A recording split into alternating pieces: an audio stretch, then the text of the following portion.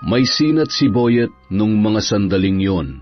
Dinampi ni Lola Ising ang kanyang palad sa kanyang apo na 7 taong gulang pa lamang. Lumabas ang babaeng matanda nang matanaw ang mga paparating na mangingisda galing sa laot. Gusto niya kasing magluto ng may sabaw na isda para makakain ng maayos ang kanyang apo. 2 araw na rin kasing matamlay ang walang ganang kumain na si Boyet. Nagmamadaling naglakad ang matanda papunta sa may daungan para hindi siya maunahan ng ibang mamimili. Kapag nagkataon kasi na nakipagsabayan siya sa mga ito, ay marami siyang naririnig na pasaring tungkol sa kanya. Matagal na kasi siyang pinaghihinalaang mangkukulam sa nasabing lugar. Ang mga bata naman ay natatakot din sa kanya dahil sa mahaba at kulay puti niyang buhok. Hindi naman nagpapaapekto ang matanda sa sinasabing yon ng iba. Masaya kasi siya sa buhay, lalo na't kontento na siya sa pagmamahal na ipinaparamdam sa kanya ng kanyang apo na si Boyet. Pagkababa ng mga mangingisda, agad nilang pinagbilhan ang matanda.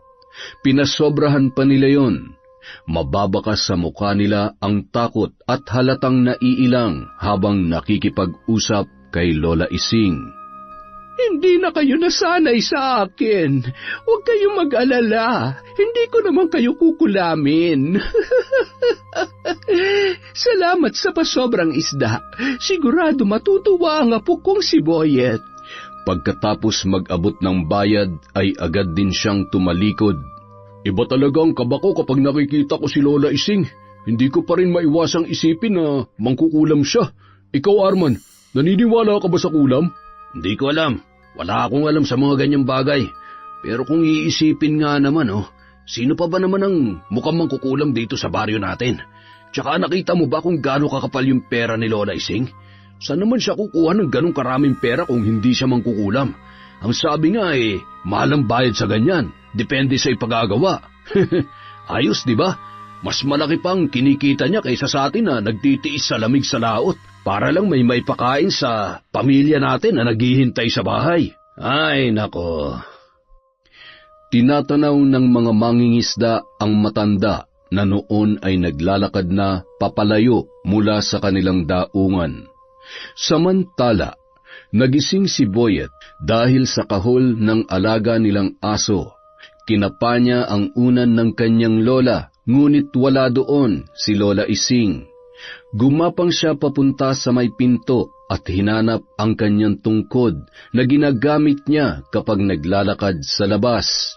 Buti, ano na naman ang nakikita mo? Ang ingay mo naman Nasaan ba si Lola? Nakita mo ba siyang umalis? Hoy bata, ang pangit ng aso mo. Ang daming sugat, kadiri. Aray, bakit ka ba nang babato? Salbahe ka. Isusumbong kita sa Lola Ising ko. Di magsumbong ka. Baka gusto mong sabihin ko sa lolo ko na palayasin kayo sa baryong ito. Ang pangit ng bahay nyo. Pangit-pangit ng damit mo. Parang ikaw ang pinakapangit dito, pati yung lola mo na mukhang mangkukulam. Wala ka nang nanay, wala ka pang tatay. Nye, nye, nye, nye, nye. Bulag!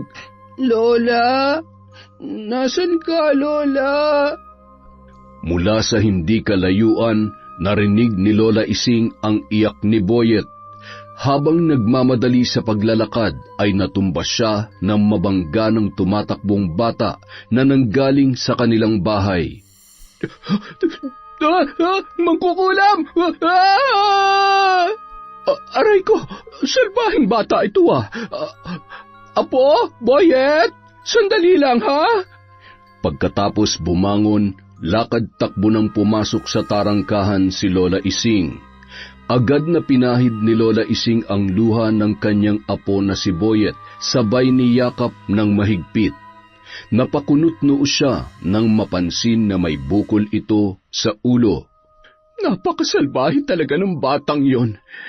Naturingan pa man din na apo ng kapitan dito sa atin. Masakit ba, apo? Halika na, pumasok na tayo at gagamutin natin ang bukol mo. Sabi ko naman sa'yo, huwag kang lalabas at napakasalbahe ng ibang bata rito. Sabi niya, pangit daw ako at mangkukulam daw kayo, Lola. Ano po bang ibig niyang sabihin? Ano po yung mangkukulam? Huwag mo na lang intindihin yung sinabi niya, Apo. Isa pa, hindi ka pangit. Hindi man kasing bago at ganda ng mga damit mo katulad ng sa batang yon, pero napakagwapo mo kaya. Gwapo ka dahil napakaganda ng nanay mo. Basta mula sa araw na ito, dito ka lang sa loob ng bahay, ha? Lalabas ka lamang kapag kasama mo ako, ha? Naiintindihan mo ba si Lola? Opo, Lola. Siya nga po pala. Buhay pa po bang tatay ko? Apo, pasensya ka na. Mula nung umalis ang tatay mo nang ipinagbubuntis ka pa lamang, wala na kaming balita sa kanya. Maging nang mamatay ang iyong nanay, ni anino niya ay hindi ko na nakita. Hayaan mo na yon, Apo. Kahit wala kang nanay at tatay, lagi mong tatandaan na mahal kita. Huwag kang mag-alala. Konting tiis na lang, Apo. Kapag nakaipon na ako ng sapat na pera, ipapa-opera natin yung mga mata mo, ha? Talaga po, Lola? Makakakita pa po ako? Oo naman, Apo. Kapag nakakita ka na, makakapaglaro at makakapag-aral ka na rin katulad ng ibang bata.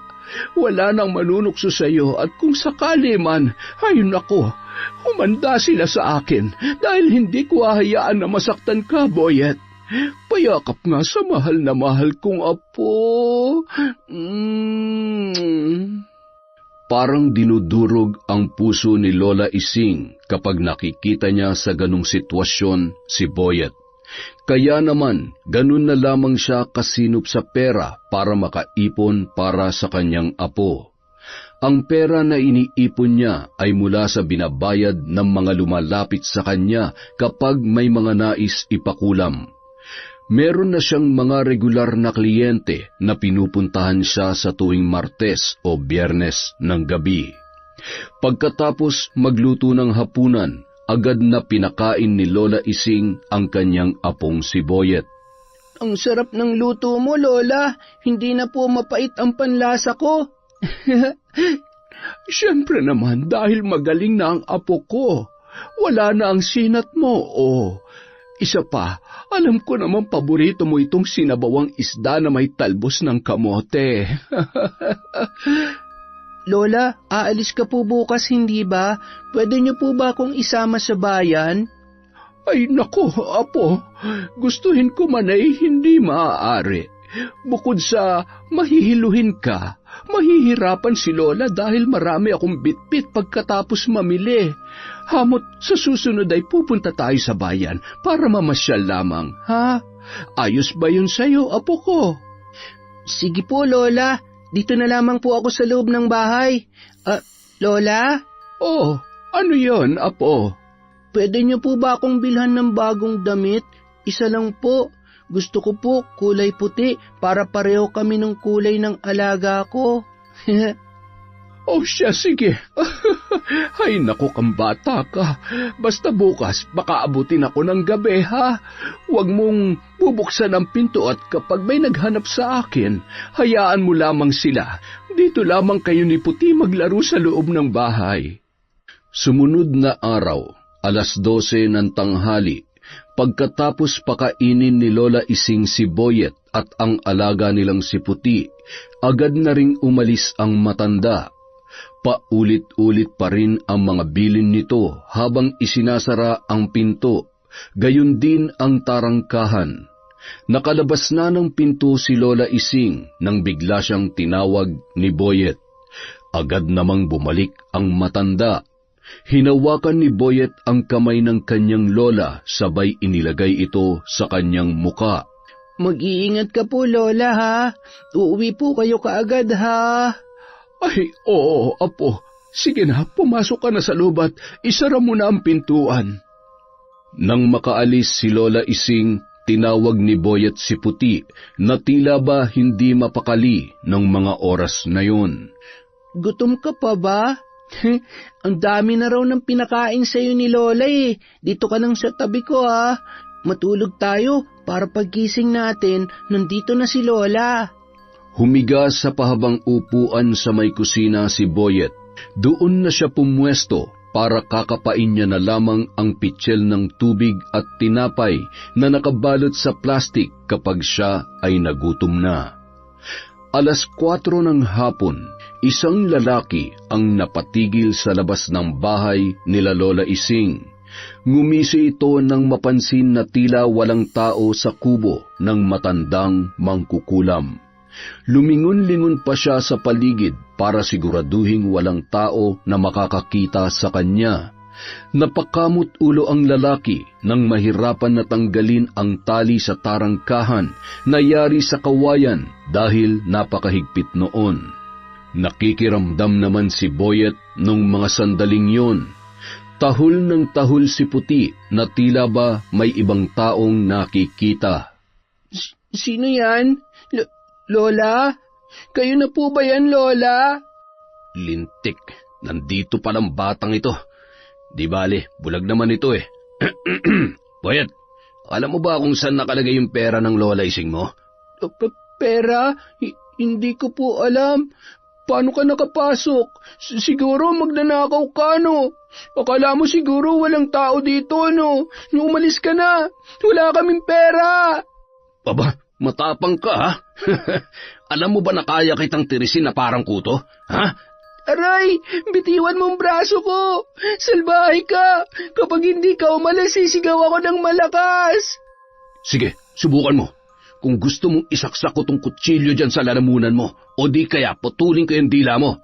Ano, gusto mo, ha? Ba't teka nga, napakaingay naman itong aso mo. Manang-mana sa'yo. Puti, anong ginawa mo sa kanya? Pinatay mo ba siya? Pinatay mo ba ang alaga ko?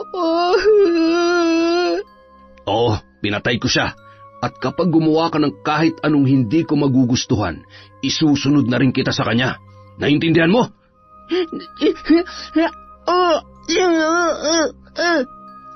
Aray, lintik kang bata ka, kinagat mo pa ako. Sabi ko naman sa'yo, yan tuloy nasaksak kita. Yung pera, kailangan ko mahanap yung pera. Sandali, ano yun? Ha? Mga kagamitan sa pangkukulam? Totoo nga mangkukulam si Lola Ising. Kailangan ko na magmadali. Baka maabutan pa ako ng matandang yun. Ano kaya ang laman ng latang to? Teka, pera. Napakaraming pera. Agad niyang isinilid ang pera sa isang lumang maliit na sako na nakuha niya sa kusina. Pagkatapos ay binalikan niya ang naghihingalong si Boyet. Lola, tulungan mo ako, Lola.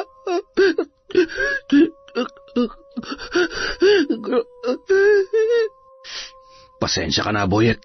Kailangan ko lang eh. Kesa naman makulong ako, tatapusin na lang kita. Kailangan ko lang may paggamot ang tatay ko.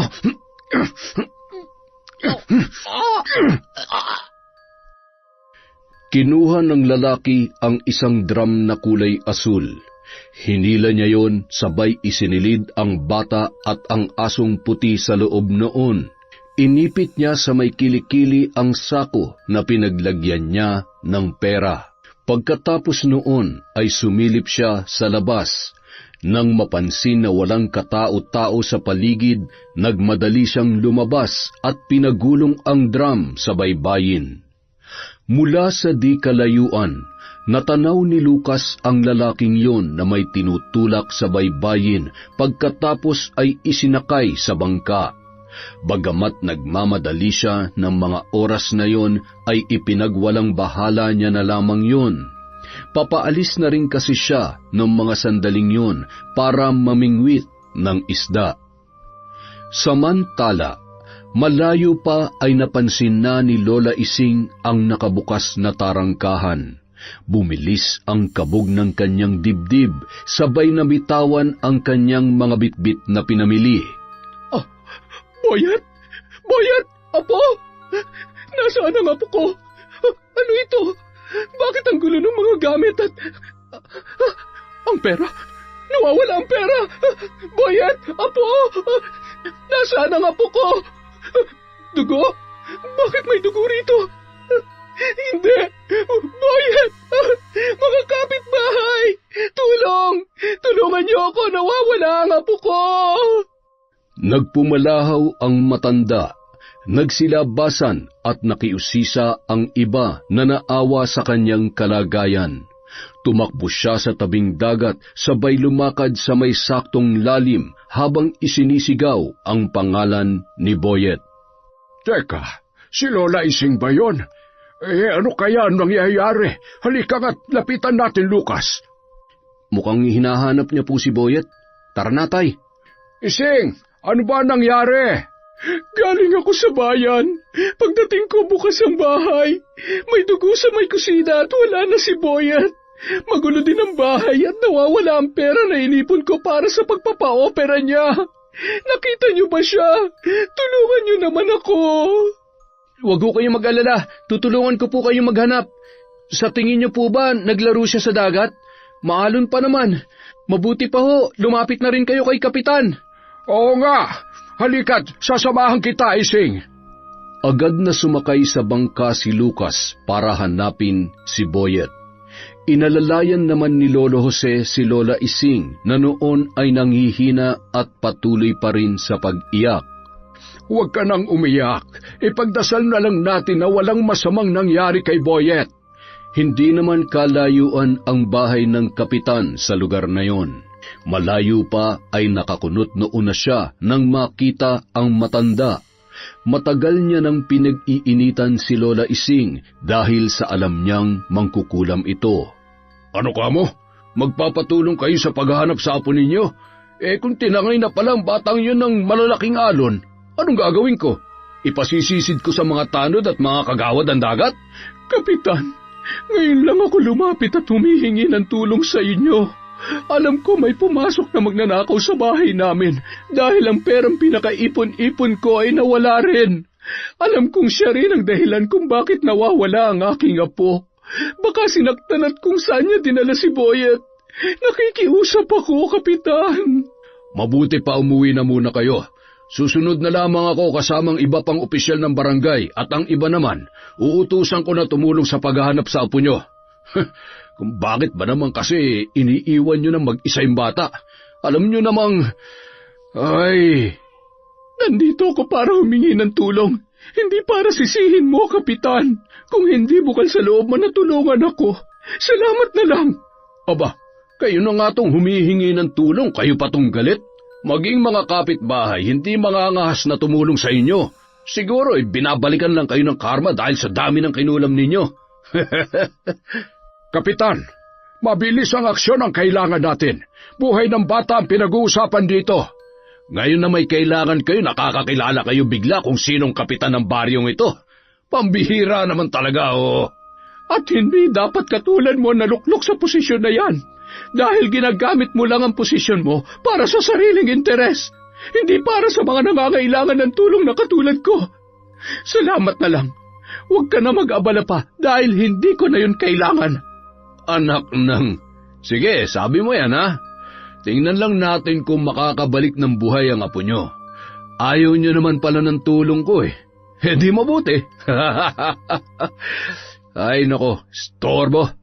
Hindi pa man tuluyang natatapos ang sinasabi ng kapitan, agad nang tumalima papaalis si Lola Ising at agad namang sinundan ni Lolo Jose ang matanda na kanyang pinsan.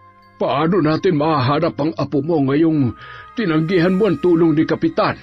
Kailangan natin ng pulisya para mag-imbestiga at tumulong sa paghahanap. Hindi na kailangan. Ako na ang bahala. Nasa kamay ko ang totoong hustisya.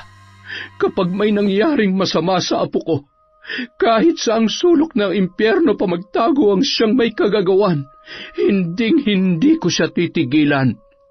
Bawat segundo ng kanyang buhay ay tila makikipagpatintero siya kay kamatayan. Ising, ano na naman yung iniisip mo? Hanggang kailan mo ba yayakapin ang sumpang yan? Umuwi ka na, pinsan. Maraming salamat. Pakiusap, wag kang magtatangkang hadlangan ang mga gagawin ko. Alam mo kung paano ako magalit. Nanlilisik ang mga mata at nakakuyom ang mga kamao na tinalikuran ni Lola Ising, ang noon ay kinakabahan na si Lolo Jose. Higit sa kanino man ay kilala niya ang kanyang pinsan. Batid na batid niya kung ano ang kakayahan nito sa pangkukulam.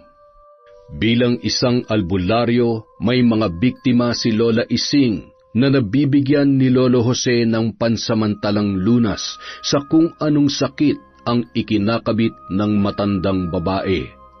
Ngunit hindi niya magawang kontrahin ang sumpa nito. Kambal ang kanilang ina, pareho sila na may alam sa aklat ng karunungan.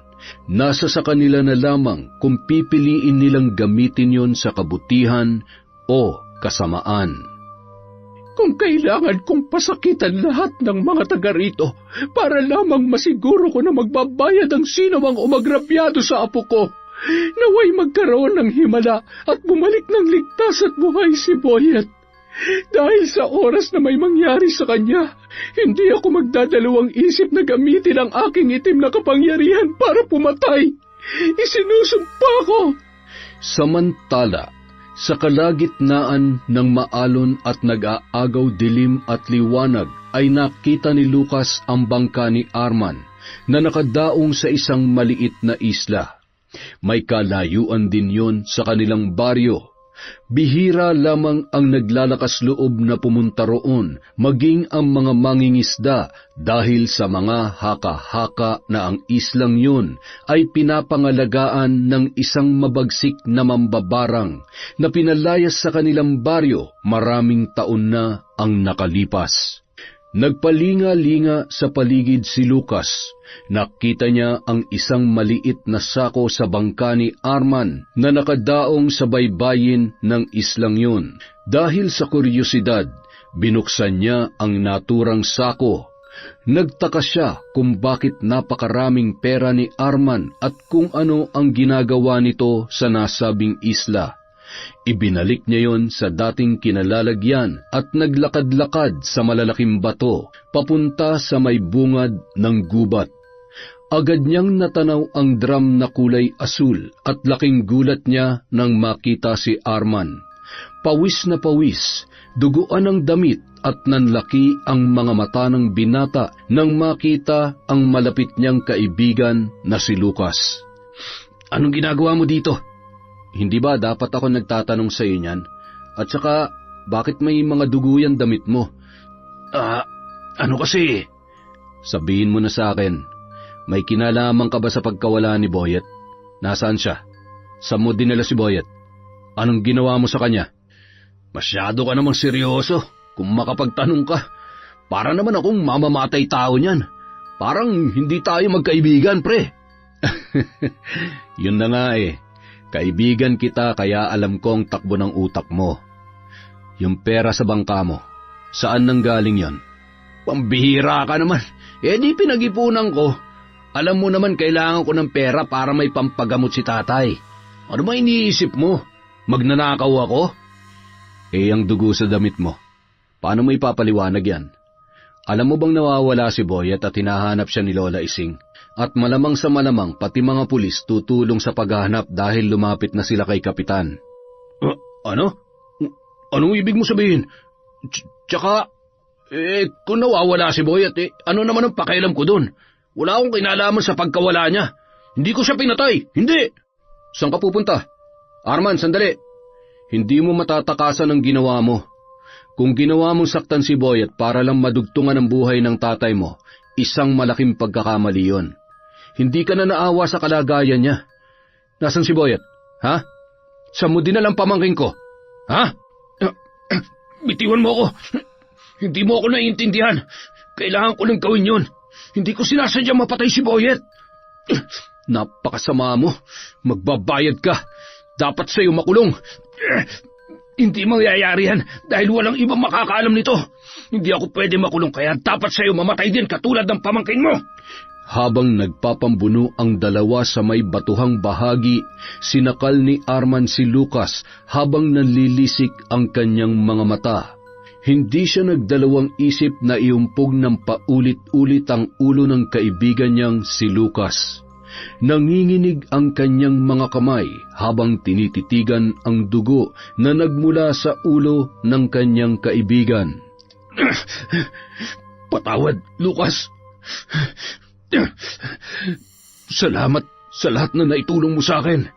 Hinila ni Arman ang katawan ni Lucas papunta sa dagat. Nagmistulang dugo ang kulay ng tubig sa parte kung saan unti-unting lumulubog ang katawan ng binata. Samantala, pagka-uwi sa kanilang lugar, bago siya sumakay sa kanyang bangka ay hinubad ni Arman ang kanyang damit. Binasa niya yon at kinusot ng paulit-ulit hanggang sa mawala ang kulay pulang dugo. Nagmamadaling bumaba ng bangka si Arman. Inayos niya at siniksik ang sako ng pera sa tagong parte ng bangka, sabay tinakpan niya yon ng trapal na nakatupi.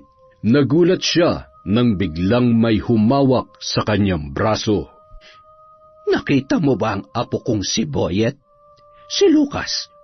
Nakita mo ba siya? Ano naman ang gagawin ng apo niyo sa dagat? At saka, bakit sa akin niyo hinahanap si Lucas? Arman, galing ka sa laot?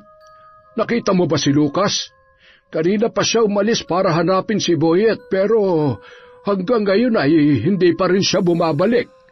Halata sa mukha ng binata ang kaba at hindi rin ito makatingin at makasagot ng maayos, lalo na't hindi pa rin binibitawan ni Lola Ising ang kanyang braso. Hindi ko po alam. Hindi ko po nakita si Lucas. Sige po, mauna na ako sa inyo. Pasensya na ho, wala kasing kasama si tatay sa bahay.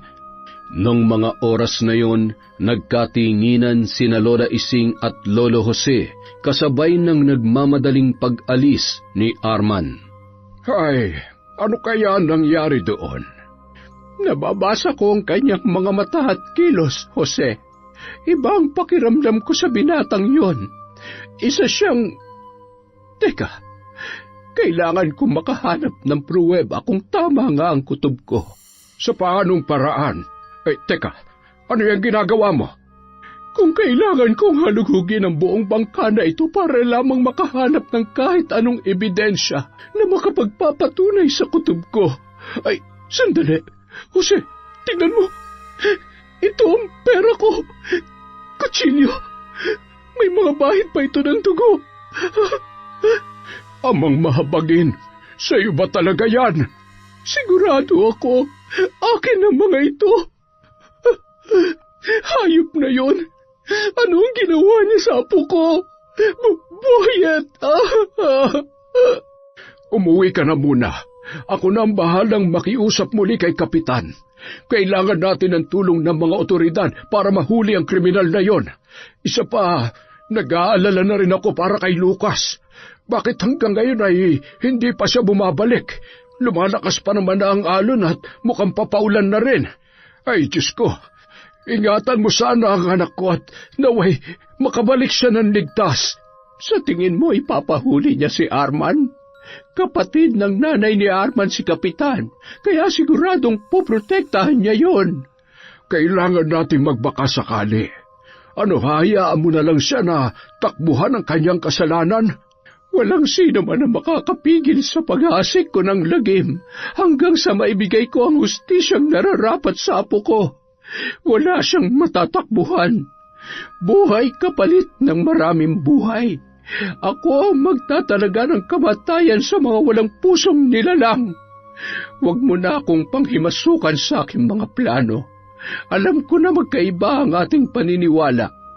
Jose, masyadong malupit ang mundo. Alam ko na darating ang oras na maiintindihan mo kung bakit mas pinili kong yakapin ang itim na kapangyarihan. Kinuha ni Lola Ising ang pera, sabay ngumisi. Kung siya ang kumuha sa buhay ni Boyet para sa pansarili niyang kapakanan o para sa buhay ng kanyang ama na gusto niyang dugtungan, Nararapat lamang na magdusa siya habang unti-unti siyang hinihila ni kamatayan papuntang impyerno. Alam ni Lolo Jose na wala na siyang magagawa pa sa nais mangyari ni Lola Ising. Nung gabing yun, sinubukan ni Lolo Jose na kumatok ng maraming beses sa bahay ng kanilang kapitan, ngunit hindi man lamang siya pinagbuksan ng pinto.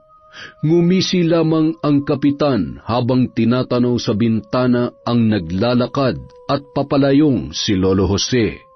Dahil sa nangyari, sa mga mangingisdang kasamahan ni Lucas lumapit si Lolo Jose para hanapin ang kanyang anak. Hindi naman nagdalawang isip ang mga yun, lalo na't maraming nagmamahal kay Lucas dahil sa pagiging mabait at matulungin nito.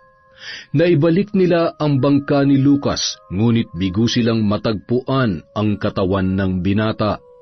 Maraming haka-haka na posibleng nalunod ang binata dahil sa malakas na ulan at alon nung gabing yon. Samantala, 12:00 ng gabi, nagkukubli sa madilim na bahagi si Lola Ising. Nagmamasid siya sa labas habang nakatanaw sa loob ng bahay dahil sa noon ay nakabukas na bintana. Kitang-kita niya na nag-eempake ng mga damit si Arman. Kung sa tingin mo matatakasan mo ang kasalanan mo, nagkakamali ka, Arman. Wala kang kawala dahil kahit saan ka pa pumunta, minuminuto kang mumultuhin ng iyong kasamaan. Pagkatapos mag-empake ay nagpaalam si Arman sa kanyang nakaratay na ama. Tay, sandali lang ho ako. Pagbalik ko, aalis na tayo sa baryong ito. Ipapagamot na kita. May pera na tayo, Tay. Makakapagsimula na tayo at magsasama pa tayo ng matagal. Hinawakan siya sa braso ng kanyang ama bilang tugon, habang nagngingilid ang mga luha nito. Anak, wag kang gagawa ng kahit anong desisyon na pagsisisihan mo sa huli. Huwag mong babahiran ng dugo ang iyong mga kamay para lamang madugtungan ang buhay ko. Mas gugustuhin ko pang mamatay kaysa ipahamak mo ang iyong sarili ng dahil sa akin. Tay, wala akong ginagawang masama. Basta kahit anong mangyari, hindi mo ko iiwan dahil gagaling ka pa. Pangako ko sa iyo yan. Kaya lumabang ka lang, Tay. Arman, anak, dito ka lang. Huwag kang umalis. Arman! Pagkaalis ni Arman ay nakangising pumasok si Lola Ising. Nilapitan niya ang hindi na makabangong matanda dahil sa iniinda nitong karamdaman. Alam mo ba kung gaano kasama ang anak mo?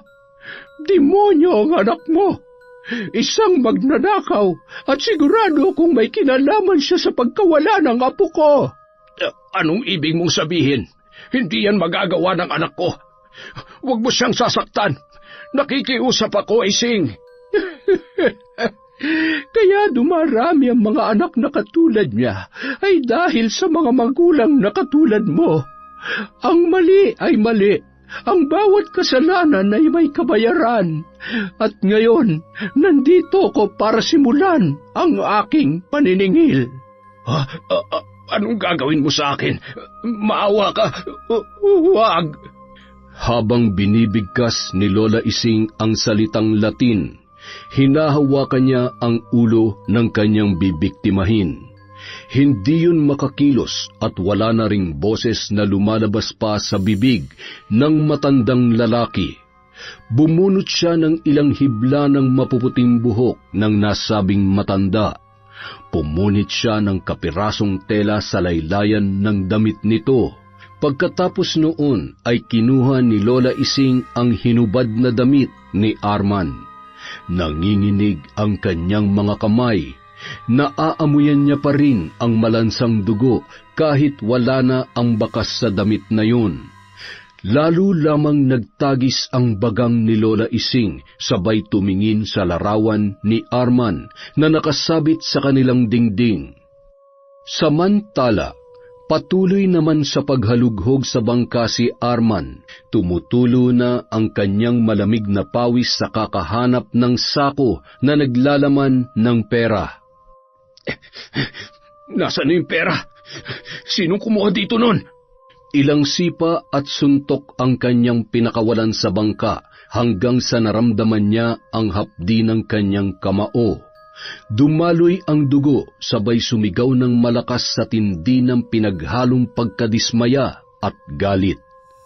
Mula sa hindi kalayuan, nahagip ng kanyang mga mata si Lola Ising na naglalakad papalapit sa kanya. Dahil sa liwanag mula sa kidlat na gumuguhit sa kalangitan, ay kitang-kita niya ang hinahanging puting buhok ng matanda. Hindi niya alam kung namamalikmata lamang siya, pero kitang-kita niya ang tila ba naglalakad na si Lola Ising na nakaangat ang paa sa lupa. Ilang beses niyang kinurap ang kanyang mga mata at sa bawat pagkurap ay papalapit ng papalapit ang nasabing matanda sa kanyang kinatatayuan. Anong hinahanap mo? Baka matulungan kita sa problema mo. Pera ba? Kailangan mo ba ng pera para sa tatay mo? Ibibigay ko lahat yun sa'yo. Sagutin mo lang ang tanong ko. Nasaan ang apo ko? Nasaan si Boyet? Huwag ka lalapit. Hindi ko alam kung anong sinasabi mo. Hindi ko alam kung nasaan si Boyet. Sinungaling! Pagsisisihan mo ito! Pagsisisihan mo! Pagapang na tumakbo si Arman na kumaripas papaalis habang hindi naman siya tinitigilan ni Lola Ising na noon ay nasa bahay. Patuloy na isinasagawa ang orasyon upang linlangin at sindakin sa kaba si Arman. Uhaw na uhaw at butil-butil ang pawis na dumiretso sa kusina ng kanilang bahay ang binata. Kinuha niya ang isang babasaging baso sabay nilagyan ng tubig mula sa pitsyel. Mabilisan siyang uminom at nailuwa niya yon nang malasahan niya ang malansang dugo na may buo-buo na tila ba laman. Nailuwa niya yon sabay na bitawan ang baso, dahilan para magkanda durug-durug yon. Lola Ising, alam kong ikaw may gawa nito. Ilang ulit ko bang sasabihin sa'yo? Wala akong alam. Hindi ko pinatay si Boyet. Wala akong alam sa ibinibintang mo. Tama na! Nakahawak sa tainga habang paulit-ulit niyang naririnig ang kakilakilabot na halakhak ni Lola Ising na noon ay tila ba tinatangay ng hangin papalayo.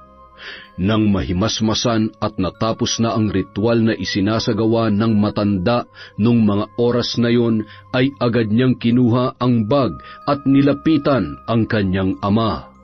Napaatras siya ng pagtingin niya sa kanyang tatay.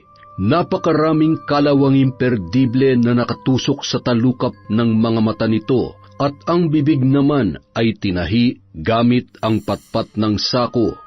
Nang hawakan niya ang kanyang ama ay nanlalamig na ang buong katawan nito.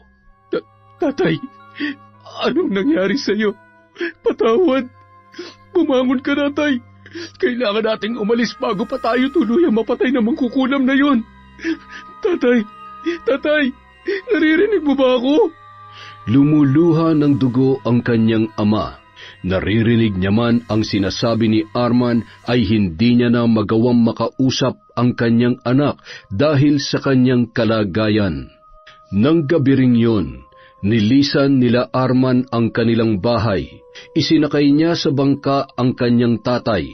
Dahil nagbabadya na naman ang malakas na ulan, kinumutan niya yon ng trapal at mabilis ang pinaandar ang bangka papunta sa isla kung saan tingin niya ay magiging ligtas sila mag-ama sa kamay ng mangkukulam na si Lola Ising. Pagdating nila sa kalagitnaan ng dagat, malakas na hangin at ulan ang sumalubong sa kanila. Hindi na rin gumana ang flashlight na gamit niya upang marating ang kanilang pupuntahan. Tinamaan ng kidlat ang bangka at ang kaawa-awa niyang ama. Nahati ang bangka sabay tumalon siya para iligtas ang kanyang sarili. Sa lakas ng hampas ng alon ay hindi niya na alam kung magagawa niya pang makaligtas ng mga oras na yun. Unti-unti nang namamanhid ang kanyang buong katawan dahil sa lamig. Kinakapos na sa paghinga hanggang sa hindi niya na namalayan ang susunod na nangyari. Hawak ang kandila, patuloy sa pag-usal ng orasyon si Lola Ising. Gamit ang mga natural na bagay sa mundo, gayon din ang matatalim na bagay ay kaya niyang sindakin, pahirapan at unti-unting patayin ang sinuman sa pamamagitan ng kulam. Maghihirap ka hanggang sa iyong huling hininga, hanggang nakaapak ang mga paa mo sa lupa, para kang kahoy na unti-unting inaanay hanggang sa gumapang ka sa kamatayan. Kinaumagahan, pinagkaguluhan ang isang bangkay na inanod di kalayuan sa daungan ng mga mangingisda. Natagpuan na ang bangkay ni Lucas.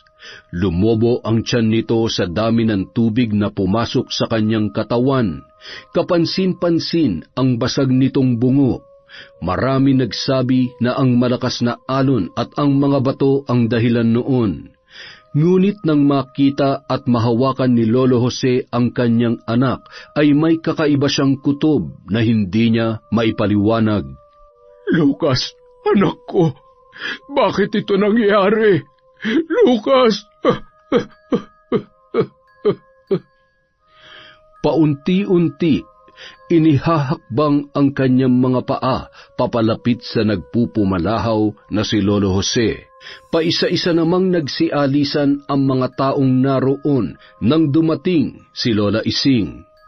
Patawarin mo ako, Jose. Kung alam ko lang na mangyayari ito, hindi na sana... Anong ginagawa mo rito? Umalis ka na dahil hindi ko kailangan ng pakikiramay mo. Kasalanan mo kung bakit namatay ang anak ko. Kasalanan mo! Dahil sa kasamaan mo nadamay pa siya. Dapat ang mga katulad mong masama at alagad ng demonyo ang namamatay. Hindi ang nag-iisa kong anak. Buong buhay niya wala siyang ginawa kundi tumulong at maging mabuti sa kapwa. Bakit siya pa? Ay, Diyos ko, bakit mo kinuha ang aking anak? Walang may kagustuhan na mangyari ito. Pero pareho lang tayong nawalan. Hanggang ngayon hindi ko makita ang bangkay ng aking apo. Hindi ko mahawakan. Umalis ka na, Ising. Umalis ka na rito. Parang puputok ang dibdib ni Lola Ising sa ipinakitang yon ni Lolo Jose. Lalo lamang bumigat ang kanyang nararamdaman at tumindi ang galit kay Arman. Nagtulong-tulong ang mga mangingisda na dalhin ang bangkay ni Lucas sa bahay ni Lolo Jose. Nangako namang babalik ang mga yun para tumulong sa paggawa ng kabaong para sa kanilang kaibigan. Pagkaalis ng mga tao ay dali-daling tinanggal ni Lolo Jose ang isa sa kanyang mga kwintas. Yun ay ang mutya ng alikbangon. Ang mutya na yun ay nagmula sa isang damo na may berdeng dahon, at ang dulong bahagi nito ay umaahon sa kalupaan. May kakayahan itong muling bumuhay ng patay sa panandaliang pagkakataon para isiwalat ang katotohanan o kung may huling habilin ang namayapa. Inilagay niya yun sa bibig ni Lucas at ilang sandali lamang ay minulat ng binata ang kanyang mga mata. Anak, nais ko lamang malaman kung ano ang dahilan ng iyong pagkamatay. Aksidente ba o tao ang may kagagawan nito? Si Arman, pinatay niya si Boyet. At nang malaman ko ang katotohanan, pinatay niya rin ako. Lucas, anak, pagbabayaran niya ang ginawa niya sa iyo. Mabubulok siya sa kulungan. Nang araw ding yun, pumunta si Kapitan para mag-abot ng tulong. Nakakalungkot lang isipin na sa kagustuhan niyang tumulong sa iba, buhay niya tuloy ang nawala. Bagay na sigurado kung bibihira na lamang ang makakagawa. Ni minsan, Hindi naging makasarili ang anak ko, kaya hanggang sa huling sandali ng kanyang buhay, ang gusto niya lang ay tumulong at makamit ang hustisya. Kaya naman hindi na ako magpapaligoy-ligoy pa. Kung alam niyo kung nasa nagtatago ang pamangkin niyong si Arman, huwag mo na sana siyang pagtakpan, dahil siya ang dahilan ng pagkamatay ni Boyet at Lucas, at siya rin ang magnanakaw. Maghinay-hinay kayo sa pananalita niyo. Mahirap magbintang lalo na't wala kayong sapat na ebidensya. Isa pa, hindi ko alam kung nasaan siya. Ni minsan hindi naging malapit sa akin yang si Arman. Kung sa bagay, hindi naman nakapagtataka kung paanong aabot sa puntong makakapagnakaw na siya dahil ikaw, na mismong kamag-anak niya, hindi sila magawan tulungan sa panahon ng kanilang pangangailangan. Naiintindihan ko na masakit ang mawalan ng anak, pero para bastusin ako ng ganito? Kung hindi nyo kailangan ng pakikiramay ko, nagsasayang lang pala ako ng oras dito. Kung gusto mo mabigyang hustisya ang pagkamatay ng anak mo at ng apo ng pinsan mong mangkukulam, sige, subukan nyo maghanap ng hustisya. Mula sa araw na ito, sarado na ang pinto ng bahay ko para tumulong sa mga katulad ninyo. Darating ang araw na kakailanganin mo rin ang tulong ko. Sana sa araw na yon, mapagtanto mo kung gaano kaimportante ang maging pantay at mabuti sa lahat, hindi lang sa mga taong napapakinabangan mo. Matapos ang 3 araw, tuluyan ng inilibing si Lucas.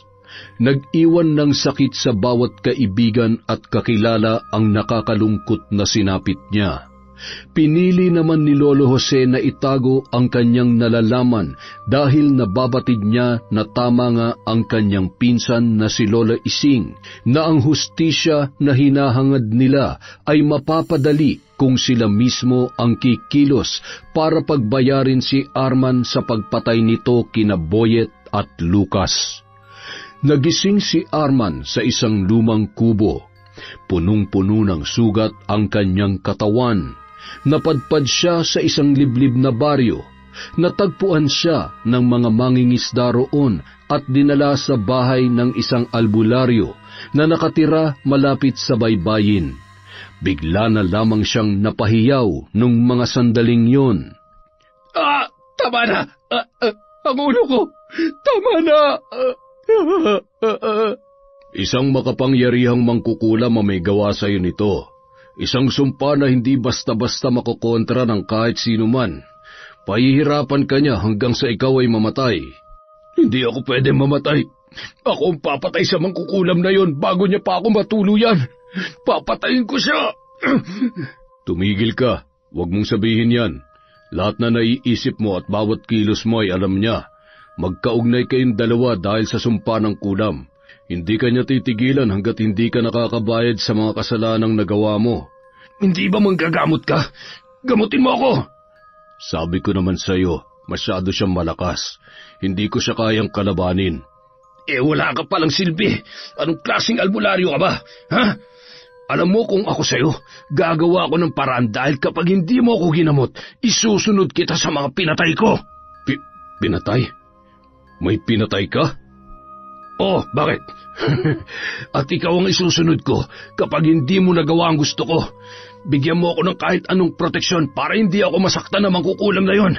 Yung mga medalyon mo, ibigay mo sa akin yan. Bilis! Hindi maaari. Ito ang nagbibigay proteksyon sa akin at gabay ko sa panggagamot. Ako ang namamanata sa mga ito kaya hindi ito gagana kahit pa ipagkaloob ko sa iyo. Lalo na't masama ang iyong hangarin. Gaano man kalakas ang isang mutya o anting-anting kung hindi para sa kabutihan, hinding-hindi mangyayari ang iyong kagustuhan at kahilingan. Harapin mo ang iyong kasalanan. Pagbayaran mo sa tamang paraan, baka sakaling mailigtas mo ang buhay mo kapag naitama mo ang lahat. Nagpapatawa ka ba? Walang awa ang mangkukulam na yon. Kung alam mo lang kung anong ginawa niya sa amin ng tatay ko. Pero lahat ng pinagdaanan ninyo ay parte lamang ng kanyang paniningil. Isang pagkakamali ang kalabanin ng isang mangkukulam. Marami siyang kayang gawin para ikay pahirapan hanggang sa ikaw ay mamatay. Bitawan mo yan. Pagkatapos kong gamutin ang mga sugat mo, magagawa mo pa talaga akong pagnakawan at saktan? Dahil wala kang kwenta, kaya mas mabuti pang patayin na lang din kita. Huwag, maawa ka. Sige, susubukan kong kalabanin ang mangkukulam na nagpapahirap sa'yo. Huwag mo lamang akong papatayin. Yan, ganyan. Takot ka rin naman pa nang mamatay eh. Humanda ka sa akin, Ising. Sisiguruhin ko na sa susunod na magkita tayo, luluhod at magmamakaawa ka sa akin. Kung may dapat kang ipagpasalamat sa akin, yun ay ang tulungan ka na makasama sa pangalawang buhay ang pinakamamahal mong apo. Tay, huwag ka mag-alala. Ibabalik natin sa matandang yun ang lahat ng pagpapahirap niya sa atin. Mahal na mahal kita, Tay. Ipaghihiganti kita. Samantala, isa kang hangal para pagbantaan ang buhay ko. Lahat ng naranasan mo ay walang-wala pa sa pasakit na dapat mong pagdaanan. Hihintayin kita sa muling pagbabalik mo. Hihintayin kita. Sa ngayon, panahon naman para turuan ng leksyon ng kapitan. Tingnan lang natin kung hindi mabawasan ang kayabangan niya sa katawan. sinindihang muli ni Lola Ising ang 3 kandilang itim. Binuksan niya ang isang libro. Isang kulay itim na damit ang inilapat niya sa sahig. Habang inuusal ng paulit-ulit ang mga salitang nakasulat, pinapatakan niya ng kandila ang iba't ibang parte ng damit na yon. Ay, napakainit ng pakiramdam ko. Ang hapdi ng balat ko. Aray, ano ba itong nangyayari sa akin? Maya-maya, hinawakan ni Lola Ising ang isang manika, sabay dinampot ang mga mahaba at may katamtamang laking karayom. Itinusok niya yon pa isa-isa sa lalamunan ng manika. Aray, ang sakit! Hindi ako makalunok. Parang may kung anong nakabar sa lalamunan ko. Maya-maya, hinipan ni Lola Ising ang leeg ng kanyang manika. Anong nangyayari sa leeg ko? Ano ito? Bakit nagkaroon ako ng bukol dito? Ayoko dito. Samantala, simula pa lamang ito ng kalbaryo ng buhay mo. Matututo kang magpakumbaba.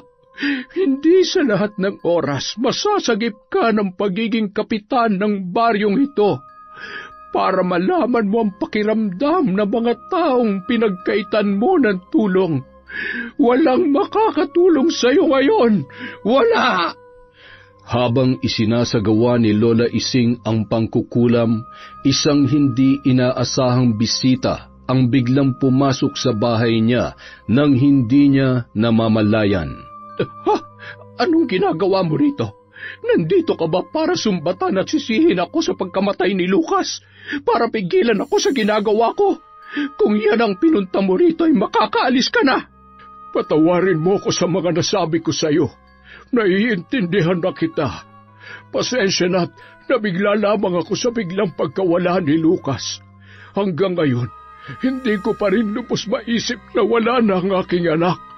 Alam kong naiintindihan mo ko dahil pareho lang tayong nawalan. At tama ka, kailangan natin magtulungan para pagbayaran ni Arman ang lahat-lahat. Si Arman? Ano ang ibig mong sabihin? Hindi ang malakas na alon at pagkalunod ang pumatay sa aking anak. Pinatay siya ni Arman dahil nalaman ni Lucas ang totoo tungkol sa pagkamatay ni Boyet. Pinatay ni Arman si Lucas. Paano mo nalaman? Gamit ang mutya ng alikbangon. Sinubukan kong alamin kung nasaan ang katawan ni Boyet, kaya lang nawalan na ako ng pagkakataon dahil tuluyan na siyang namayapa. Hindi ako makakapayag na mamumuhay siya ng malaya habang tayo'y nangungulila pa rin hanggang ngayon. Alam kong taliwas ito sa paniniwala ko pero handa kong talikdan ang pagiging albularyo, mabigyan lamang ng katarungan ang pagkamatay ni Lucas. Ipaubaya mo na sa akin ito. Huwag mo nang hayaang mabahiran ang kasamaan ng iyong kamay. Huwag ka mag-alala, sisiguruhin kong magbabayad siya. Ipagpatuloy mo lang ang nasimulan mo. Hayaan mo ako na lang ang maningil sa mga nangagrabyado sa atin. Ituloy mo ang mabuting hangarin ni Lucas. Marami ang nangangailangan sa iyo. Pagkatapos ng lahat ng ito, kahit kamatayan ay tatanggapin ko, makasama ko lang ulit ang apo kong si Boyet. Gustong-gusto ko na siya makita at mayakap. Salamat, Ising. Kung kakailanganin mo ng tulong, huwag mong kakalimutan na nandito ako. Pamilya pa rin tayo. Kung meron mang dapat magtulungan, ikaw at ako yon. Isang matamis na ngiti ang itinugon ni Lola Ising sa kanyang pinsan bago yun tuluyang umalis. Kinaumagahan, maagang kinalampag ni Kapitan ang tarangkahan ni Lola Ising. Nagngingit-ngit sa galit na tinawag niya ang matandang mangkukulam na noon ay bigla namang bumangon sa kanyang higaan. Lumabas ka dyan, mangkukulam! Ano bang ginagawa mo rito't ang aga-agay nang bubulahaw ka? Ano nangyayari dyan? Siguro dyan na naipon ang kayabangan mo. Pero alam mo, Kapitan, bagay na bagay naman sa'yo. Hayop ka, tanda. Alam ko ikaw may gawa nito.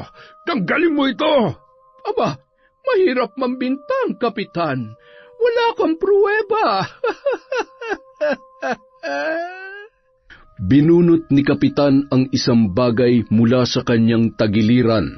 Ang iba naman nilang kapitbahay ay nakikiusyoso nung mga oras na yon. Nakikita mo to? Itong baril na to ang tatapos sa'yo.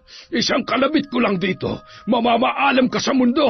Kaya huwag kang magpakasaya, tanda.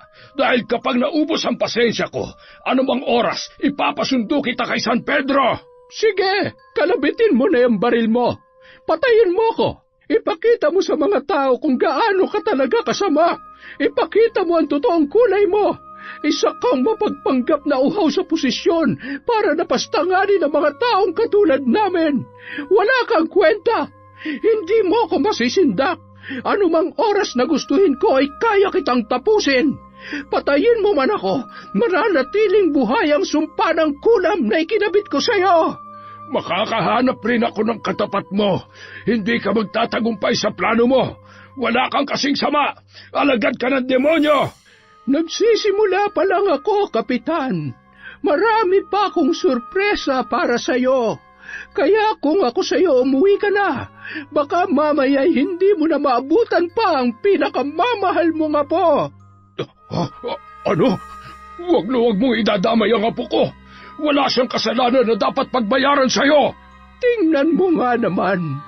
Sarili mo nga po, hindi mo kilala. Ilang beses niyang hinamak ang apo ko dahil matapobre rin siya. Matapobreng katulad mo. Hindi pa tayo tapos. Babalikan kita. Maganda ka na dahil nabibilang na lang ang araw mo sa baryong ito. Nanlilisik ang mga mata ni Lola Ising dahil sa galit. Nakaramdam naman ng sobrang panghihina at takot ang kapitan na noon ay kumaripas na paalis. Tingnan natin kung magagawa mo kong paalisin sa lugar na ito. Hindi mo ako mapapalayas sa bahay ko, Kapitan. Kinagabihan, habang naghahanda si Lola Ising sa kanyang ritual, dalawang lalaki na may takip sa muka ang pumasok sa kanyang bahay. Walang awa nilang binugbog ang matanda, pagkatapos ay itinali sa haligi. Anong gagawin niyo? Wag! Parang awa niyo na! Huwag niyong sunugin ang bahay ko!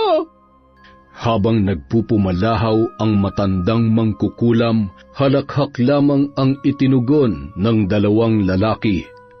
Hindi pa ako maaaring mamatay! Hindi ko pa na ipaghihiganti ang aking apo! Nagsisimula ng matupok ang ilang bahagi ng bahay nang dumating si Lolo Jose para kumustahin ang kalagayan ng kanyang pinsan na si Lola Ising. Ano nangyayari? Sunog! Ising! Kailangan ko siyang iligtas! Hindi siya pwedeng mamatay! Nagmamadali niyang sinipa ang pinto na noon ay bahagyang nakabukas. Matapos kalagan ng tali si Lola Ising na noon ay nahihirapang huminga dahil sa makapal na usok. Pilit nilang inaaninag ang kinalalagyan ng kaban kung saan naroon ang mga gamit niya sa pangkukulam. Lumabas ka na! Ako na ang bahala magdala nito! Bilisan mo! Ilan sa mga kalalakihan ang sinubukang tumulong na patayin ang nagngangalit ng apoy na unti-unting nilalamon ang bahay ng matandang mangkukulam. Napahiyaw na lamang si Lola Ising habang inaalala ang mga panahon na masaya silang magkasama ng kanyang apong si Boyet sa bahay na yon. Wala nang dahilan pa para magtira ko ng awa sa hayop na siyang may kagagawan nito. Ibabalik ko ng masigit pa ang ginawa niya sa akin. Sino may kagagawan nito? Isang tao lamang ang nagbanta sa aking buhay, kaya nasisiguro ko na siyang may pakana ng lahat ng ito. Isang malaking pagkakamali na hindi niya sinigurong matutuluyan ako. Ngayon, matatamasa niya ang bagsik ng aking paghihiganti. Para masigurong ligtas si Lola Ising, pinatuloy siya sa bahay ng kanyang pinsan na si Lolo Jose. Wala rin namang ibang mapupuntahan ang matanda. Maliban sa gamit niya sa pangkukulam ay wala na siyang naisalba pang iba. Sa isang iglap, maging ang pera na naipon niya para sa pagpapaopera sana ng kanyang apo ay tuluyan ng naging abo. Mula sa di kalayuan, nakatanaw si Kapitan na noon ay nakangisi habang pinagmamasdan ang lumalagablab na apoy at tuwang-tuwa sa kanyang naging matagumpay na plano. Iniabot niya ang bayad sa 2 lalaki na kanyang inutusan na saktan at sunugin ang bahay ng matanda. Siguro naman ngayon, magtatanda ka na. Dapat kasi kinikilala mong binabangga mo, tanda. Wala na akong dapat problemahin pa. Ngayong patay ka na, wala na akong dapat pang ikatakot. Kasabay ng kanyang pagtawa ay ang paghawak niya sa bukol sa kanyang leeg na tila ba puputok na nung mga oras na yun. Lolo, gusto mo po bang uminom? Oo, apo. Bigyan mo naman ako ng tubig. Nahihirapan na akong huminga. Tila wala sa sariling kaisipan na naglalakad ang bata at kumuha ng tubig. May kung anong binubulong yun, sabay iniabot sa kanyang lolo at ngumisi nang akma niya ng iinumin yun. O, ano pa nangyayari sa inyo, lolo? Bakit ganyan ang kulay ng mga mata niyo? Nang marinig ng kanyang asawa ang pag-uusap ng maglolo, ay agad siyang lumabas sa kwarto at pinuntahan. Nilapitan ang mga ito. Ayaw niyong uminom, lolo? Akin na lang yan! Inagaw ng bata ang isang basong tubig sa kanyang lolo, sabay ininom yun. Bigla na lamang humandusay ang katawan ng bata, sabay bumula ang bibig. Habang nagpupumalahaw sa iyak ang mag-asawa dahil sa pag-aalala sa kanilang apo, biglang lumakas ang hangin hanggang sa maabot ng kortina ang degaserang ilaw at tumumbayon sa sahig. Tumulo ang gaas sa patungan nito. Doon nagsimulang lumaki ang apoy. Paglingon ng mag-asawa ay agad silang nagmadali para apulahin ang nagsisimula pa lamang na sunog. Ngunit ilang hakbang pa lamang nila ay pareho silang napaluhod na tila ba nawalan ng lakas ang kanilang mga binti. Ano bang nangyayari? Hayop ka, Ising! Patay ka na't lahat pinahihirapan mo pa rin ako! Bakit kailangan mong idamay ang pamilya ko? Bakit? Tama na! Patawarin mo na ako! Samantala, sa pamamagitan ng apoy, tubukin nawa ang walang awa niyong puso matitikman nila ang nagliliyab na init ng aking paghihiganti. Mamamatay kayo na gumagapang.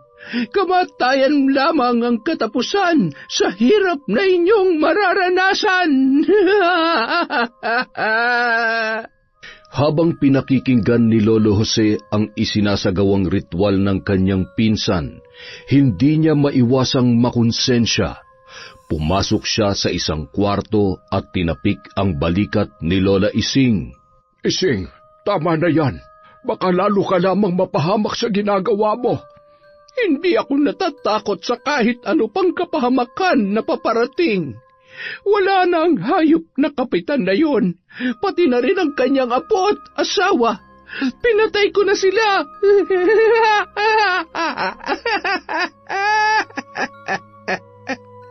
Nang lumabas si Lolo Jose, natanawan niya ang lumalagablab na apoy mula sa malaking bahay ng kapitan ng nasabing barangay.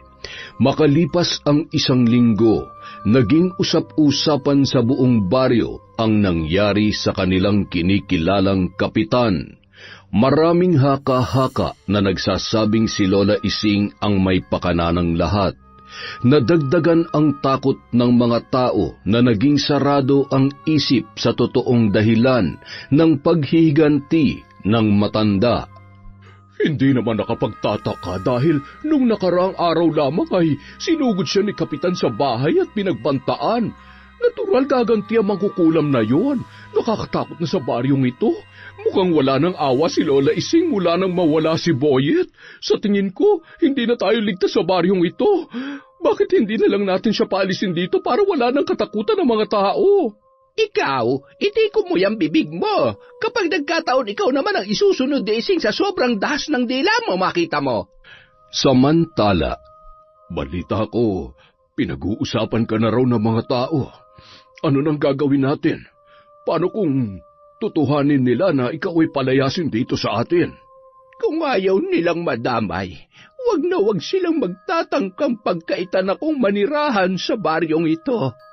Naniningil lamang ako sa mga taong may atraso at kung pagkakaisahan ako ng mga taga rito, sila na rin mismo ang gumawa ng sarili nilang kalbaryo. Isang gabi, hindi mapakali ang albularyo na hawak sa leeg ni Arman.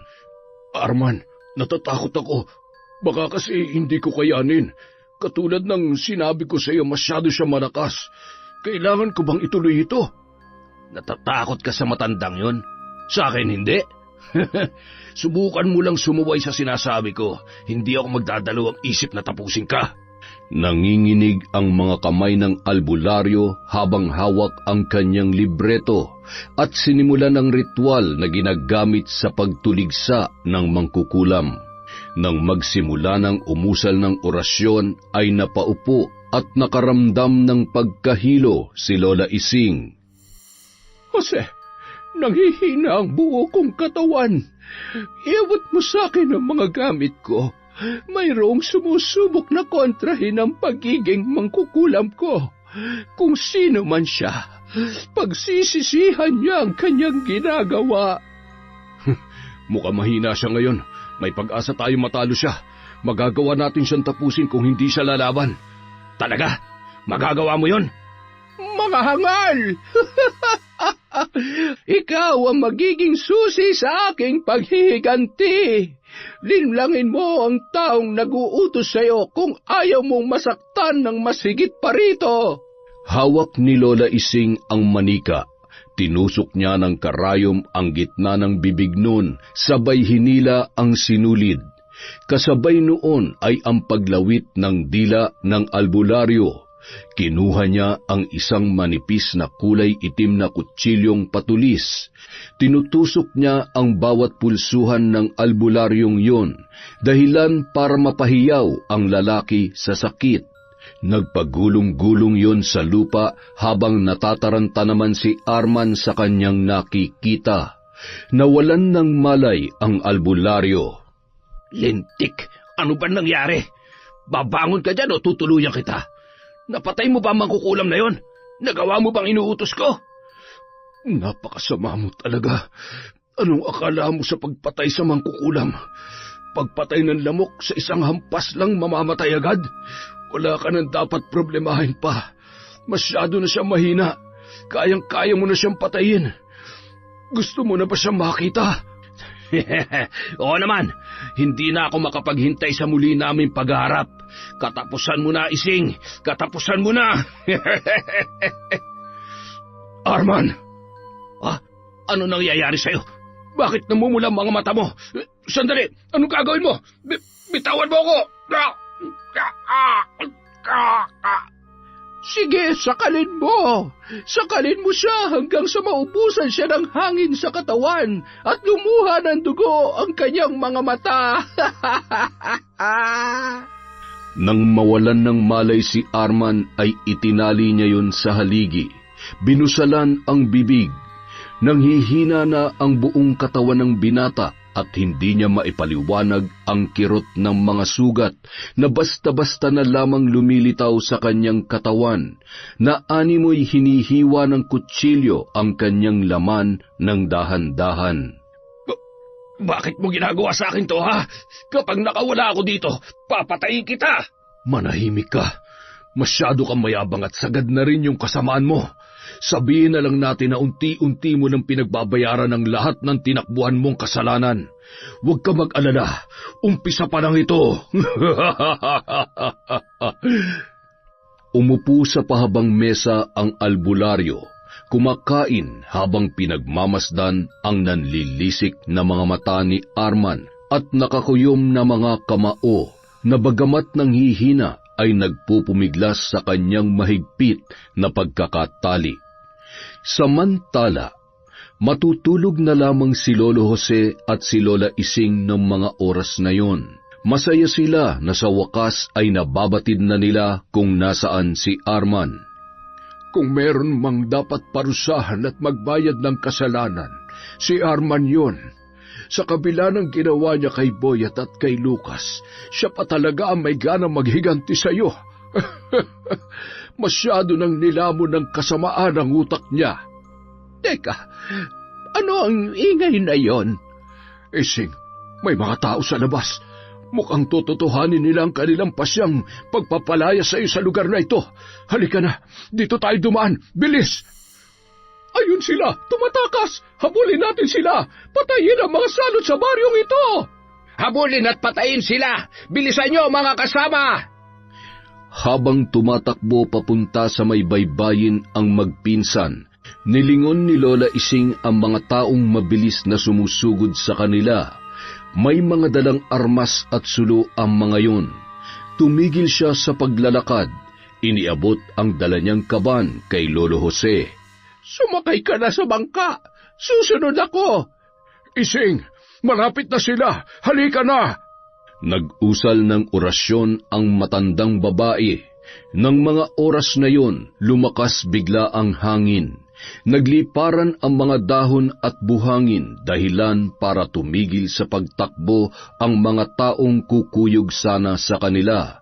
Lahat sila ay napuwing at ang iba naman ay nasugatan ng mga dala nilang matatalas na bagay dahil hindi na nila makita ang kanilang dinaraanan. Nararapat lamang yan sa mga katulad ninyong walang puso! At agad na pinaandar ni Lolo Jose ang maliit na bangka. Saan na tayo pupunta ngayon, Ising? Sa lugar kung saan walang malupit na tao. Sa lugar kung saan tahimik at tanggap tayo. Salamat sa tulong mo. Pasensya ka na dahil nadamay ka pa sa gulong ito. Dala ng matinding pagod, nakatulog na si Lola Ising. Nagising siya nang biglang lumakas ang hangin at ulan. Masyado malakas ang hangin. Hindi na natin makikita ang daungan. Mukhang dito na ata matatapos ang buhay natin, Ising. Huwag kang mag-alala. Nasisiguro kong hindi pa ito ang ating katapusan. Hindi pa tayo tapos maningil sa kasalanan ng tao na siyang ugat ng lahat ng ito. Ipinikit ni Lola Ising ang kanyang mga mata. Ibinuka ang kanyang mga braso at tumingala sa langit kasabay ng pagguhit ng kidlat Patuloy rin ang paghampas ng malalakas na alon. Sa tulong ng alon at malakas na hangin, dalhin mo kami sa lugar kung saan ligtas ang buhay namin. Matapos sambitin ng mga yon ay isang napakalaking alon ang sumalubong sa kanila, kasabay ng pagtaob ng bangkang kanilang sinasakyan. Kinaumagahan, nagising si Lolo Jose sa baybayin. Tumingin siya sa paligid. Hindi niya makita kung nasaan si Lola Ising. Diyos ko, sana naman ay ligtas siya. Jose, bumangon ka na riyan. Pamilyar ba sa iyo ang islang ito? Oo naman. Dito nakatira si Juana, isang mambabarang na nagmula sa ating isla. Hindi ko sigurado kung hanggang sa mga oras na ito ay buhay pa siya. Matagal ang buhay naming mga nagpapasakop sa dilim. Malakas ang kutob ko na nandito pa rin siya. Nararamdaman ko ang kanyang presensya. Sinuong nila ang gubat para hanapin ang kubo ng nasabing mambabarang. Nagkatinginan sila nang matagpuan nila yon sa gitna ng matatayog na kahoy at sa paanan ng isang talon. Sino kayo? Anong ginagawa niyo rito? Juana, galing kami sa isla kung saan ka galing. Sana'y matulungan mo kami. Katulad mo, naging biktima rin kami ng mga taong mapanghusga. Lola? Lola? Apo, nandito ako. Lumabas ka riyan, may mga bisita tayo. May kasama kang bata sa islang ito? Paanong? Natagpuan ko ang kanyang katawan. Akala ko'y patay na siya, pero nang hawakan ko ang kanyang dibdib, naramdaman ko ang mahinang pagtibok ng kanyang puso. Sinapok ko ang ilong niya at doon ko napagtanto na buhay pa siya. Si Boyet.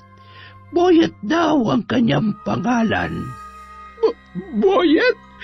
Buhay ang apo ko! Apo? Ikaw ang lolang tinutukoy niya? Panaginip ba ang lahat ng ito? Boyet, narito ang Lola Ising mo. Lola Ising? Lola, nandito si Boyet. Lola, buhay po ako. Diyos ko, amang mahabagin. Si Boyet nga. Salamat sa Diyos at buhay siya. Boyet, apo ko, patawarin mo ako kung iniwan kita nung araw na yon. Apo ko, mahal na mahal ka ni Lola. Akala ko wala ka na. Patawad, apo. Lola, yung lalaki, hinahanap niya yung pera. Pinigilan ko po siya, pero pinatay niya si Puti at sinaksak niya po ako. Itinaas ni Boyet ang kanyang damit na sayad sa paa para ipakita ang saksak na natamo niya nung araw na inakala ng lahat na patay na siya. Maraming salamat sa pagligtas mo kay Boyet. Maraming salamat. Apo, pangako, hindi na tayo magkakahiwalay at pagbabayarin natin ang hayop na nanakit sa'yo. Pinatay niya pati ang Tiyo Lucas mo. Napayapos na lamang si Boyet sa kanyang lola. Hinawakan niya ang muka ng matanda, sabay pumapatak ang mga butil-butil na luha ng kanyang kagalakan sa kanyang mga mata. Hinagkan ni Boyet ang muka ng kanyang Lola Ising at gumuhit ang matamis na ngiti sa kanyang pisngi. Ikaw nga ang lola ko. Mahal na mahal kita, Lola. Huwag mo na akong iiwan, ha? Nang malaman ng mambabarang ang sinapit ng dalawang matanda, buong puso niyang pinatira ang mga yun sa kanyang munting tahanan. Sa loob ng sandaling panahon ay napamahal na rin sa kanya si Boyet. Mayaman sa mga prutas at maraming pananim na gulay ang mambabarang, kaya naman sagana at hindi nakapagtataka kung paano nabuhay na mag-isa ang mambabarang na yon sa nasabing isla. Pagsapit ng gabi, Sa tulong ng mambabarang ay maisasagawa ni Lola Ising ang isang bagay na kanyang pinakahihintay, ang muli nilang pagkikita at katapusan ni Arman. Ano ba? Saan mo ako dadalhin? Kalagan mo ako! Aray! Ang mga sugat ko! Pakawalan mo na ako, hayop ka! Napakaingay mo. Ano gusto mo, kargahin kita? Ano ka, sinuswerte? Kung naging mabuti ka lang sana sa akin, baka sakaling hindi mo danasin ang mga to. Masyado ka kasi mapilit. Kung ano man ang kahinatnan ng lahat ng ito, tanggapin mo na lang. Dahil hindi mangyayari lahat ng to kung hindi dahil sa kasamaan mo. Sino ba nag-uutos sa'yo para gawin to? Hindi ba dapat ako tinutulungan mo? Ako dapat ang kinakampihan mo. Albularyo ka, kaya dapat tao na katulad ko tinutulungan mo, hindi ang mga alagad ng demonyo. Huwag mo akong turuan kung anong dapat kong gawin, Arman. Alam ko kung anong ginagawa ko. Isa pa, ayaw kong madamay sa sakit na pwede kong maranasan dahil lang sa'yo. Marami pang taong umaas at nangangailangan sa akin. Kaya huwag mo akong idamay, wala pa akong balak makipagkita kay San Pedro. Nang makarating sa tabing dagat, binuhat ng albularyo si Arman, sabay isinakay sa bangka. Aray ko! Saan mo ba ako dadalhin? Sige, maglilikot ka dyan. Kapag tumaubtumbang ka at sa lagay mong yan, sige ka, siguradong malulunod ka. Baliw! Napabaliw ka na! Hindi mo ba nakikitang ginagamit ka lang ng ising na yon? Papatayin ka rin niya. Kaya bakit mo siya tutulungan? Kung ayaw mo magsisi sa huli, huwag mo nang ituloy kung anong mga pinaplano mo. Ay, ang ingay mo. Sandali nga, ano kayang pwedeng ilagay dyan sa bibig mo para manahimik ka? Halos lumawa ang mata ng albularyo nang makita niyang iniluluwa ni Arman ang dila hanggang sa hindi na ito tuluyang makapagsalita. Wala sa sariling kaisipan ang albularyo dahil noong mga oras na yon, minamanipula siya ng mangkukulam na si Lola Ising. Pagkadaong nila sa baybayin ng isang isla na pabalikwasang albularyo nang makita ang mga talangkang bukid na nakahilera na tila ba nag-aabang sa kanilang pagdating. Nagmamadaling binuhat niya pababa sa bangka si Arman at inilagay sa baybayin. Hoy! Huwag mo akong iiwan dito! Ano mga ito? Pinagpiestahan ng mga talangka ang katawan ni Arman. Nagpupumalahaw siya sa sakit na natamo niyang sugat dahil sa sipit ng mga talangkang yun. Nagmamadali ng umalis ang albularyo at iniwan sa isla ang binata.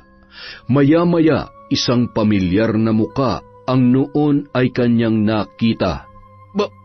Boyet? Huwag kang matakot sa akin. Hindi kita sasaktan. Hindi ako masama katulad mo. Bakit buhay ka pa? Lumayo ka sa akin. Halimaw ka. Makukulam ka rin ba katulad ng lola mo? Ikaw ba nag-utos sa mga talangkang ito? Pakiusap, tama na. Tulungan mo ako. Mga alagad ko, gutay-gutayin niyo ang kanyang mga laman. Huwag kayong titigil hanggang hindi lumalabas ang buto sa kanyang katawan. Kay tagal naming hinintay ang pagkakataong ito. Wala kang kasing sama. Naging mabuting kaibigan si Lucas sa'yo. Pero paano mo siya nagawang patayin? Wala kang awa at wala kang konsensya. Hindi niyo ako naiintindihan. Nagawa ko lang yan dahil gusto kong makasama pa si tatay na matagal. Pero paano ko gagawin yun? Kung hindi dahil sa lola mo, hindi sana namatay ang tatay ko. Oo, ako nga.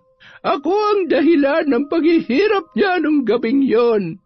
Ako ang dahilan ng pagkahati ng sasakyan niyo sa gitna ng dagat. Dahil yon ay kabayaran sa ginawa mo sa apo ko, gayon din sa pagpatay mo kay Lucas. Hindi sapat ang paghingi mo ng kapatawaran. Magsisi ka man, hindi mo na maibabalik ang buhay niya. Kaya ang dapat sa iyo ay pasakitan at mamatay.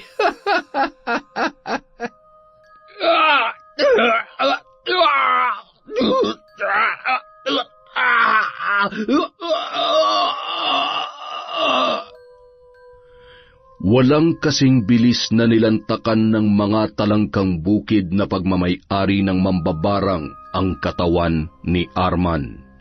Ang dalawa sa mga yun ay tinusok at dinukot ang mga mata ng binata gamit ang mga galamay nito, hanggang sa ang maiwan na lamang ay ang mga buto at bungo ng binata. Dalhin niyo yan sa baryo ng mapanghusgang mga tao. Takutin niyo sila para sila naman ang magkukumahog na lisanin ang kanilang mga bahay. Gawin niyo ang aking ipinag-uutos para sa ating mga kaibigan. Magaling, aking mga alagad! Magaling! Kinaumagahan, nag-ipon-ipon ang mga tao sa baybayin, pilit na kinikilala ang kalansay na inakala nilang inanod lamang sa kanilang lugar. Lumakad sila paatras sabay na pamura nang makita ang napakaraming talangka na animoy susugod sa kanila. Walang kasing bilis na gumapang ang mga yon. Nagsitakbuhan sila sa kani-kanilang mga bahay, ngunit sadyang napakabilis ng mga talangka. Nagtataka ang mga tao na walang tigil sa pagtakbo. Tumakbo na kayo! Paparating na ang mga talangka! Napakarami nila! Mukhang naghihiganti si Lola Ising sa mga taga rito. Hindi siya titigil. Papatayin niya tayong lahat!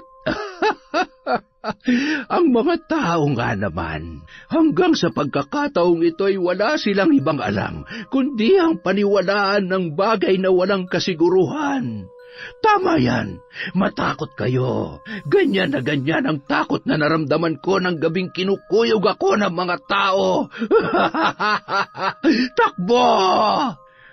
Sa wakas, mamumuhay na tayo ng tahimik, malayo sa mga taong mapanghusga at sa mga taong mas masahol pa sa demonyo. Kung tutuusin, sila ang nagtulak sa atin na yakapin ang kapangyarihan ng dilim. Sa ganitong paraan, nabibigyan natin ng hustisya ang mga taong walang kalaban-laban. Ngayong napagbayad na natin ang mga may kasalanan, baka panahon na para ibaon mo na ang aklat ng karunungan. Magpasalamat na lamang tayo sa buhay na meron tayo ngayon at mamuhay ng payapa sa islang ito. Tama ka. Sapat na sa akin ang kasama ang aking apo. Lola, hindi na tayo aalis dito? Hindi na, apo ko. Dahil dito, ligtas ka. Walang manghahamak sa'yo. Lola, hindi na po ba talaga ako makakakita? Patawad, apo ko. Hindi ko na matutupad ang pangako ko sa'yo na ipapa-opera ko ang mga mata mo. Sinunog ang bahay natin at wala akong nakuha kahit isang sentimo. Ang tanging maipapangako ko lamang sa iyo ay mula sa araw na ito hanggang sa ako'y nabubuhay, Boyet. Ako ang magsisilbing mata mo. Hinding-hindi ko nabibitawan ang mga kamay mo. Tama na yan. Nagseselos na ako, apo. Paano ba yan? Dalawa na kaming lola mo. Hindi ko akalain na darating pa ang araw na ito. Ang akala ko kasi mamamatay na akong mag-isa dito sa isla. Kailangan nating manatiling malakas para sa ating apo. Napakaswerte ng batang ito dahil mula sa araw na ito, ipaparanas natin sa kanya ang payapa at simpleng pamumuhay, ngunit masaya. Nauwi sa tawanan ang kanilang pag-uusap habang iginigiya ng dalawang matandang babae si Boyet papasok sa gubat pabalik sa kanilang kubo. Muling nilingon ni Lolo Jose ang dagat habang inaalala ang mga halakhak ng kanyang nag-iisang anak na si Lucas.